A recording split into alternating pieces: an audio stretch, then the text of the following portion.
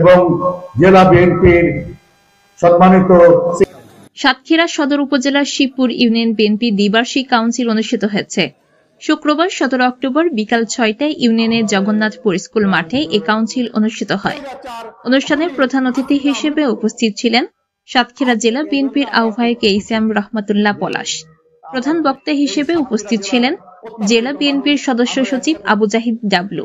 বিশেষ অতিথি হিসেবে উপস্থিত ছিলেন মোহাম্মদ হাবিবুর রহমান হাবিব, সাবেক যুগ্ম আহ্বায়ক সাতক্ষীরা জেলা বিএনপি, আবুল হাসান হাদি, যুগ্ম আহ্বায়ক সাতক্ষীরা জেলা বিএনপি এবং আলহাজ আব্দুল মুজিব বিশ্বাস, সাবেক চেয়ারম্যান শিবপুর ইউনিয়ন পরিষদ।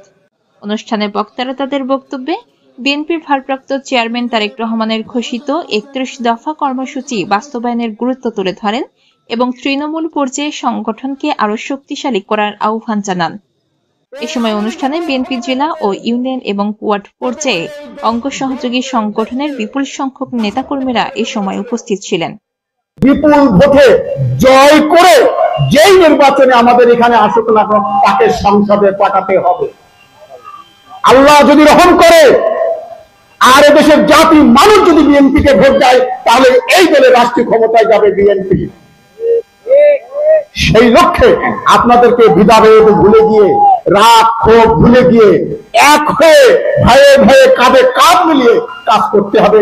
শুধুমাত্র এই ধানের শীষকে প্রতীককে বিপুল ভোটে ভোট দিয়ে জয়যুক্ত করতে হবে। দেশ নায়ক জনাব তারেক রহমানের নির্দেশ মতো 31 দফা যদি মানুষকে ঘরে ঘরে পৌঁছে দিতে পারি, মানুষের মন মস্তিষ্কের মধ্যে ঢোকাতে পারি, ইনশাল্লাহ মানুষ আগামী দিনে জাতীয় সংসদ নির্বাচনে আমাদের ভোট দিবে এবং আমাদের ভোট দিয়ে আমরা রাষ্ট্রীয় ক্ষমতায় এসে সেই ওয়াদা অনুযায়ী, সেই 31 দফা ও কর্মসূচি অনুযায়ী দেশের মানুষের সেবা করতে পারি, তাহলে দেশের মানুষের অধিকার পুনরুদ্ধার হবে, গণতন্ত্র সমুন্নত থাকবে।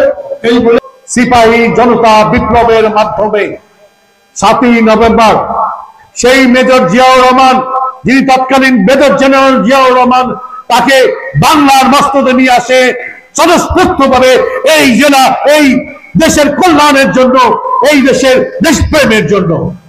আমরা আবু জাফরের তথ্যচিত্রে সীমা আক্তার, চ্যানেল 21, সাতক্ষীরা।